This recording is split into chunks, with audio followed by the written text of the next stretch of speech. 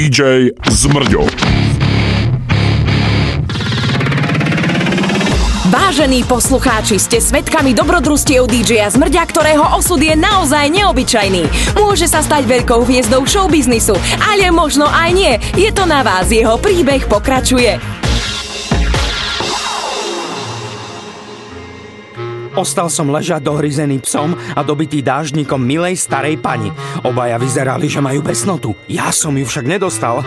Začiatky všetkých hviezd bývajú ťažké, ale ja sa nebojím. Ani teraz, keď ma idú zaočkovať proti besnote. Natrčte zadok. Poriadne. Fúj, smrdíš ako Nie, prosím, nie! Sestra, potrite mu to liehom a celého ho môžete smraďocha. Potom si mi príďte sadnúť na kolena. Utečiem, rozhodol som sa. Ale kaďal von? Sestrička, kde ste? Už, chrobáčik.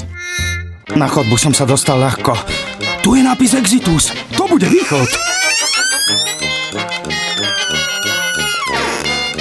Čo to je? Rozrezané mŕtvoly? Pitevňa. Fíha, hen tam leží aká pekná pipka. To je kosť. Asi stehenná. Pacient nám ušiel. Sestra, kde je? Neviem, chrobáčik, to je jedno. Rýchlo preč. Sem. Jej, pán doktor, čo to tu robíte so sestričkou? Bicyklujeme sa, kretén. Sestrička, zlezte zo mňa, to je ten besný. Ja? Ja nie som besný. Ja som Zmrďo. Myslel som si, kde mám tú kiretu? Nech mu strčím do zadku. Pomoc! Doktorko, nechajte ho, som rozbabraná. Zmrdino, I love you. Kam teraz?